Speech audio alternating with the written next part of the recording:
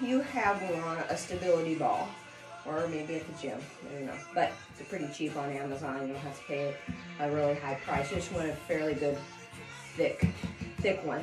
Then you can adjust the air on it. But we can utilize that a lot for a lot of motions without a lot of pressure, okay? And so a lot of times there's a lot of tension in the hips or in the low back that makes squats hard to do, or they become very unfriendly to the knees.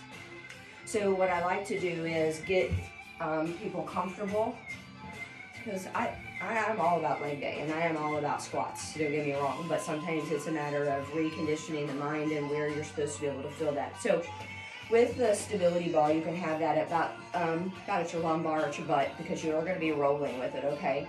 And so we want to see where we can get, and your hips are going to be wide, and your knees, we want to make sure they're out and they're not coming in.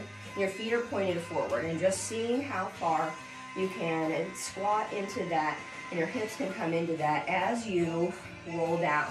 Chest is back. You're applying that pressure and allowing that balance to be on the ball, because for some, they need to have their legs out a little bit more, and you can get deeper, but not in a natural squat if you have weights, right? But getting a good full shift through there, and the hips come all the way up to stretch that hip flexor. You can even do this as a warm-up for, 30 seconds or for 20 of them.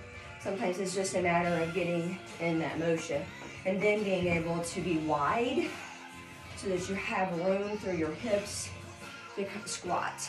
Not that you're going to be sitting back that far in a natural squat, but it's the motion of those hip flexors and the knees, okay? So pre-workout, or even if you're just sore, having 20 of these or for 30 seconds is going to help and be able to reposition that so that you can see where your range of motion is, also for your knees.